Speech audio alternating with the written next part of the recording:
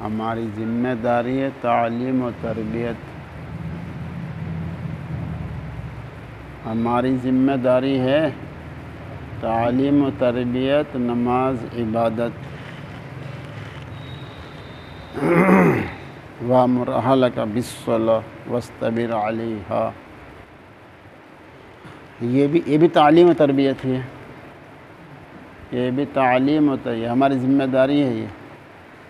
ये हमारी ज़िम्मेदारी है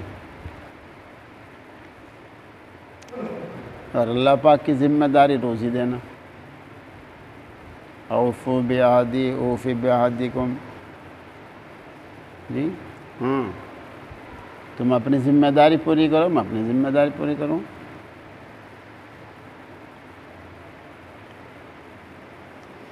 हज़रत उबय बिन काब रज़ियल्लाहु अन्हु से रिवायत में फरमाते हैं कि रसूलुल्लाह सल्लल्लाहु अलैहि वसल्लम ने उनसे फरमाया कि अबू मुंज़िर, तुम जानते हो सारी किताबुल्लाह में सबसे बड़ी कौन सी आयत तुम्हारे पास है? मैंने कहा आयतुल कुर्सी। बस आप सल्लल्लाहु अलैहि वसल्लम ने मेरे सीने पर हाथ मारा और फरमाया, तुमको ये इल्म मुबारक हो ए अबू मुंज़िर। इस हदीस में भी इसका सबूत है कि मिन जानिबिल्लाह बतौर इल्हाम के आज़म आयत की तायीन उनके क़ल्ब पर वारिद हो गई।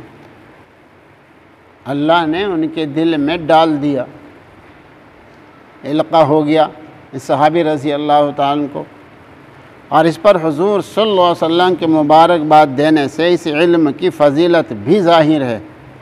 और ये जो फरमाया कि सबसे बड़ी आयत ये बेअतबार सवाब ख़ास के है, इसकी नज़ीर दूसरी आयात और सूरतों के बाब में यही वारिद है, जिसमें हर मकाम पर वजूद एतबारात और मुख्तलिफ़ अक़लियत रखा गया है और इसी बिना पर बाहम मुतारिज़ ना होगी।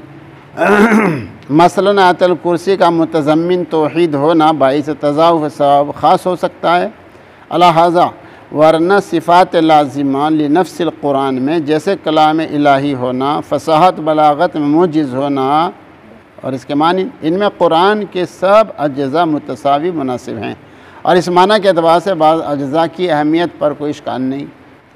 इल्म वहबी यानी अल्लाह की तरफ से दिया हुआ इल्म वो इल्म होता है कि जब तालिब सालिक का क़ल्ब ज़ात बारी ताला में रासिख़ व जम जाता है, अल्लाह ताला के साथ ख़ास ताल्लुक़ पैदा हो जाता है, ज़ात बारी ताला से क़ल्ब का मज़बूत ताल्लुक़ कायम हो जाता है, तो उस ताल्लुक़ का असर ये होता है कि अल्लाह ताला की तवज्जो ख़ास भी उस क़ल्ब से हो जाती है और इल्म इलाही उस दिल में अल्लाह की तरफ से आने लगता है और आम गुफ्तगू भी उसकी जानिब उसकी मिन जानिबिल्लाह होती है और इल्म दीन में भी उलूम उसके दिल में आने लगते हैं। मारिफ़ कुरान, मारिफ़ हदीस, मारिफ़ दीन पर ये जो शर सदर से बोलता है तो जय्यद उलमा हैरान रह जाते हैं। उलमा तो किताबों में पढ़े हुए इल्म से वाकिफ़ होते हैं। ये जो बात में बात और हक़ाइक़ बयान करता है, ताज्जुब होता है कि ये इल्म तो आसान है, अक़ल व फ़हम के करीब है, कुरान और हदीस के मुआफ़िक़ है, मगर हम पर ये बातें नहीं खुली थी जो ये बोल रहा है। बात के अंदर बात अल्लाह की तरफ से आती रहती है और ये बोलता रहता है, लोगों के सुनने में भी आसान और करीबुल फ़हम होती है। लोग कहने लगते हैं कि ये बात तो बहुत वाज़ेह है, ऐसी बात तो हम भी कह सकते हैं मगर कहना चाहते हैं तो नहीं कह सकते। और मौलाना मोहम्मद कासिम नानोती रहमतुल्लाह अलैह के सामने बात आई कि ईसाई पादरी एतराज़ कर रहा है कि इस्लाम में तकदीर के बारे में बहुत कमज़ोरी है। मोहम्मद सल्लल्लाहु अलैहि वसल्लम ने भी तकदीर के बारे में गुफ्तगू करने से मना फरमाया है। हज़रत ने फरमाया तकदीर के बारे में कोई कमज़ोरी नहीं है, हम तकदीर के मसले को समझेंगे। कौन कहता है कि तकदीर का मसला मुश्किल है? ऐलान हुआ कि हज़रत तकदीर के मसले को समझेंगे। उलमा और अहले इल्म और आम लोग जमा हो गए। हज़रत तकदीर पर बोलना शुरू किया। कई घंटे आपने आसान अल्फाज आसान तर्ज में समझाया। आमी से आमी आदमी कह उठा कि कौन कहता है कि तकदीर का मसला मुश्किल है? मगर जब उलमा हज़रत की तकरीर को मुस्तहज़र करने के लिए जमा हुए तो इश्तिबाहात पैदा होना शुरू हो गए। उलूम नबुव्वा की भी तो यही हकीकत है कि नबी अलैहिस्सलाम के क़ल्ब में अल्लाह की तरफ से बात आई और वो कहना शुरू किए। वो इतनी मजबूत तरीक़े से आई हुई बात होती है कि मनसब नबुव्वत से वो बात पूरी ज़िम्मेदारी और पूरी सेहत के साथ होती थी। ना नबी अलैहिस्सलाम को उसमें किसी किस्म का शक तरद्दुद होता था, ना सुनने वाले को शक व शुबा होता था। वली को मनसे नबूवत नहीं होता, इसलिए वलीउल्लाह की कही हुई बात मनसब नबूवत की तो होती नहीं, मगर नबूवत की बात से हटकर या किसी और तरीक़े अक़ल नक़ल की बात नहीं होती, बल्कि नबूवत के असर ही की बात होती है, मनसब विलायत की बात होती है। इसलिए उसमें कोई धोखा नहीं कि अगर कोई खाम खा वली बनकर कहता है और वो बात नबी की बात के मुआफ़िक है तो ठीक है, वरना काबिल रद्द व इनकार होगी। अगर हकीकत में वली कहे वह नबी की बात के ख़िलाफ़ तो हरगिज़ नहीं हो सकती, लेकिन उसको समझने की और उसको सही मफ़हूम लेने की कोशिश की जाएगी। अगर नबी की बात के मुआफ़िक आ जाए तो ठीक है, वरना उसको वली के ज़िम्मे छोड़ देंगे। जैसे हज़रत ने फरमाया मूतू क़ब्ल अन तमूतू, मरने से पहले मर जाओ। वली की बात इस हदीस के मुआफ़िक है जो हुज़ूर सल्लल्लाहु अलैहि वसल्लम ने फरमाया, बल्कि अपने को अहले क़ुबूर में शामिल करो। किसी वली ने अनिल हक़ कह दिया, किसी वली ने अनिल हक़ कह दिया तो समझेंगे कि इसने अपने को मिटाकर अल्लाह पर अनिल हक़ कह दिया, खुद के बारे में नहीं कह रहा है। जैसे किसी वली ने मामी कुनैम कह दिया, हम करते हैं, कहेंगे ये नहीं कह रहा है बल्कि अल्लाह की बात की नकल कर रहा है, और इस कहने में मुर्दा भी ज़िंदा हो रहे हैं। एक बुज़ुर्ग से कहा, ये मुर्दा से ज़िंदा कर दो, मैं कोई मूसा ईसा हूँ? अल्लाह पाक की तरफ से इल्हाम हुआ, कौन मूसा कौन ईसा होता है, मामी कुनैम, मामी कुनैम, बस उनकी ज़बान पे यही जारी होगा, मुर्दा भी ज़िंदा हो गया। तो ये बात उनकी नहीं थी, तो अल्लाह की बात थी, अल्लाह की बात नकल कर रहे थे। ऐसे ही मर मिटे ने क्या कह दिया, अनिल हक़।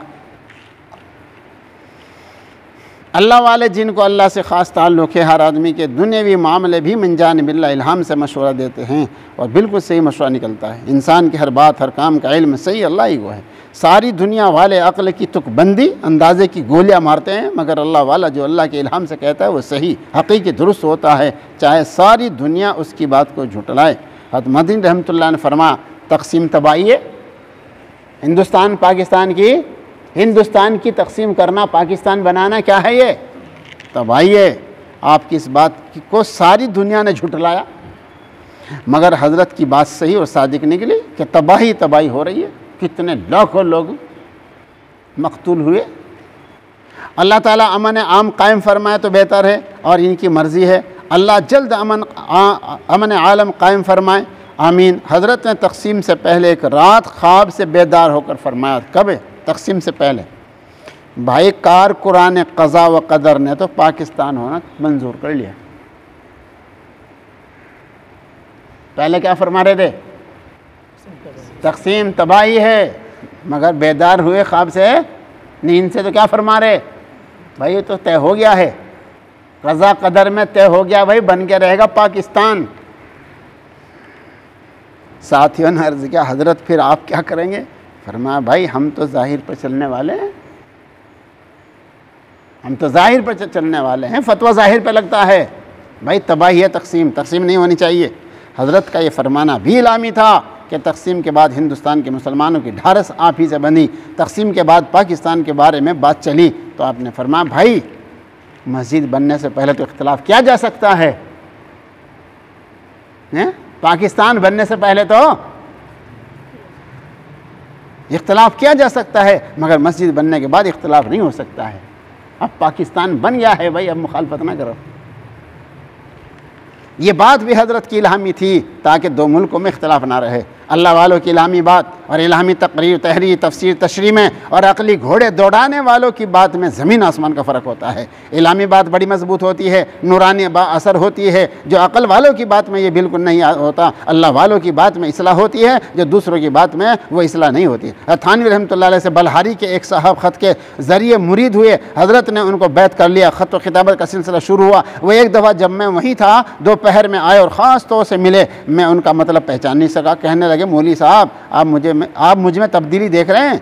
अब मुझे ख्याल हुआ। मैंने कहा, हाँ तब्दीली देख रहा हूँ, आप इस्लामी लिबास पहने हुए हैं। कहने लगे, नींद से बेदार हुआ तो मेरे दिल में शिद्दत से तकाज़ा हुआ कि जल्द से जल्द सर के अंग्रेज़ी बाल निकाल दूँ, और जब तक मैं सर के बाल निकाल नहीं दिया चैन नहीं आया। और अब मैं दाढ़ी भी छोड़ दिया हूँ और पहले का अंग्रेज़ी लिबास सब फेंक दिया हूँ और ये कुर्ता पाजामा सिलवा लिया हूँ। अल्लाह वालों की बात अल्लाह की तरफ से इल्हामी होती है, बहुत असरअंदाज होती है, इसलिए पीरान तरीक़त का एक लफ्ज़ उम्र भर के लिए काफ़ी हो जाता है और मुरीद के दिल में वो जागुज़ी हो जाता है। इसलिए जो हज़ारों तकरीर व किताबों से नहीं होता, बुज़ुर्गों की एक सोहबत और एक बात से इंसान की ज़िंदगी का काया पलट हो जाती है। इसलिए एक अल्लाह वाले से हज़ारों इंसानों की सलाह होती है। ये बात हुज़ूर सल्लल्लाहु अलैहि वसल्लम के फैज़ से अल्लाह वालों में चली आती है। खुद थानवी रहमतुल्लाह अलैह बेमिसाल बुज़ुर्ग हैं जिनका हर बयान कलम बंद है और हर नशिस्त की बात तहरीर में आती थी और आज तक लोग आपके बयानात से फैज़ पा रहे हैं और ज़िंदगियाँ बदल रहे हैं। आपकी किताब पढ़ने वालों से यूँ मालूम होता है कि सामने बैठकर समझा रहे हैं। अल्हम्दुलिल्लाह।